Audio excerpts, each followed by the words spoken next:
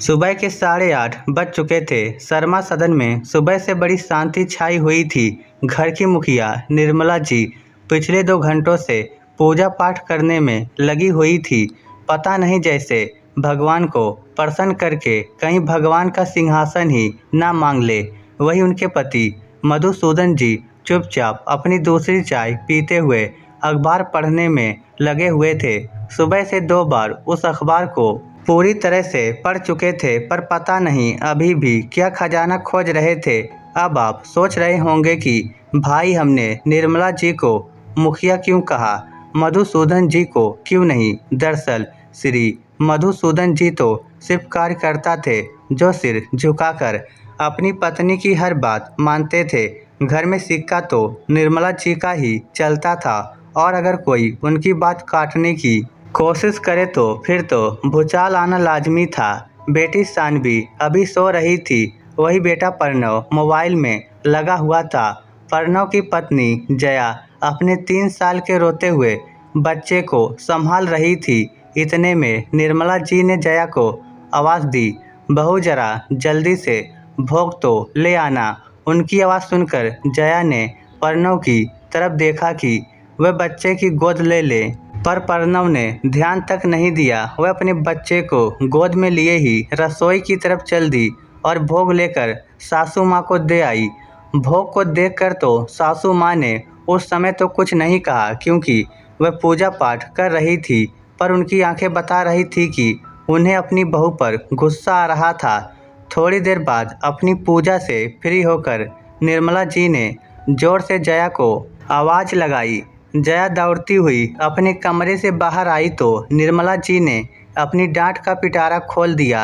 अरे बहू, आज फिर तुमने भोग तैयार नहीं किया। तुम्हें पता है ना, मुझे मेरे ठाकुर जी को भोग लगाने के लिए हर रोज़ मीठा चाहिए होता है। तुम्हें हलवा बनाने को कहा था और तुमने रोटी पर घी शक्कर रखकर दे दिया। मम्मी जी, आज प्रिंस को थोड़ा बुखार है तो वह कब से रो रहा था। उसने मुझे बिल्कुल अकेला नहीं छोड़ा। तुम्हारी तो आदत हो गई है बच्चे के ऊपर इल्ज़ाम लगाकर अपनी काम चोरी छुपाने की। आखिर कितना वक्त लगता है हलवा बनाने में। इतना सास तो मैं चलते फिरते ही बना कर रख दूँ। निर्मला जी की बातें सुनकर जया को बुरा तो बहुत लगा, पर उसने कुछ कहा नहीं। उसे यूं चुप देखकर निर्मला जी ने कहा, अब खड़ी खड़ी क्या देख रही है, फटाफट से नाश्ता लगा, बहुत भूख लग रही है। पता नहीं खाना भी ढंग का बनाया होगा कि नहीं। बड़बड़ करती हुई निर्मला जी अपने कमरे में चली गई और जया रसोई में उनके लिए नाश्ता लेने गई। वो नाश्ता लेकर निर्मला जी के पास आई तो उसे देखकर भी निर्मला जी ने नाक भौं सिकुड़ लिया। ये क्या बनाया है? राजमा चावल और रोटी, बस ऐसा खाना तो मैं चलते फिरते बना लूँ। तुमसे ज़रा सी मेहनत भी नहीं होती।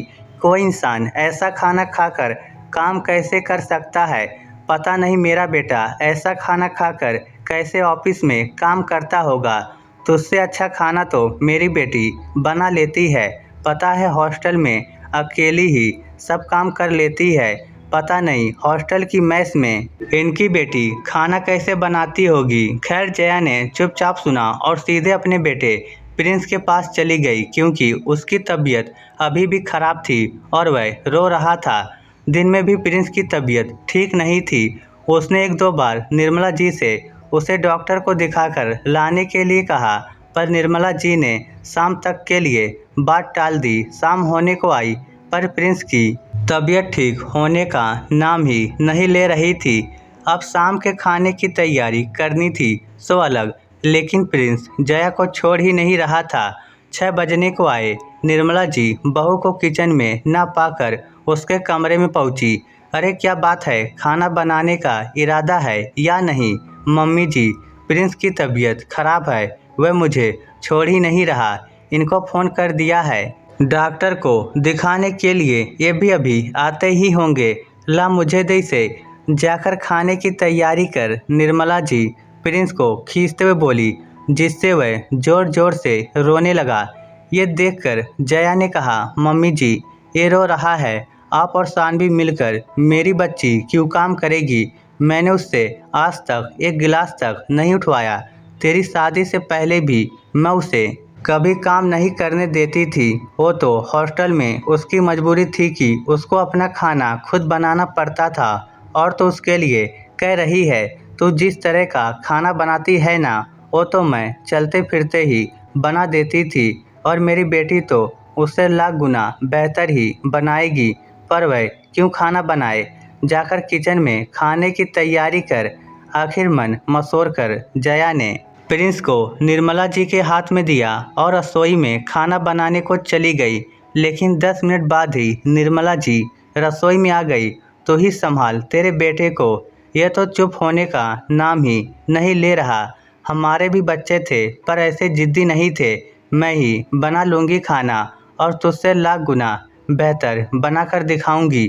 जया को उसके कमरे में भेजकर निर्मला जी रसोई में सामान निकालने को हुई। बहू के आने के 5 साल बाद रसोई में घुसी थी तो कुछ समझ ही नहीं आ रहा था। आखिर मदद के लिए अपनी बेटी सानवी को बुलाया तो बड़बड़ करती हुई वो भी किचन में आ गई। क्या मम्मी, अब खाना भी बनाना पड़ेगा क्या? भाभी कहाँ गई? अरे प्रिंस की तबीयत खराब है इसलिए वह उसे संभाल रही है। मम्मी, खाना बनाने से अच्छा तो आप बाहर से खाना मंगा लेती। तुम्हें पता है ना आजकल माहौल कैसा है, कोई ज़रूरत नहीं है बाहर से खाना मंगाने की। हम दोनों मिलकर बना लेंगे। वैसे भी तेरे पापा और मुझे बाहर का खाना बिल्कुल भी पसता नहीं। लेकिन मम्मी, दुनिया में तो सब बाहर से खाना मंगाते हैं। जो दुनिया करती है ज़रूरी क्या हम भी करें? चुपचाप मदद कर खाना बनाना। आता तो है तुझे, फिर इतनी आलसी क्यों हो रही है? अपनी माँ की डांट सुनकर आखिरकार सानवी को मदद करनी ही पड़ी। लेकिन सानवी को खाना बनाना आता नहीं था।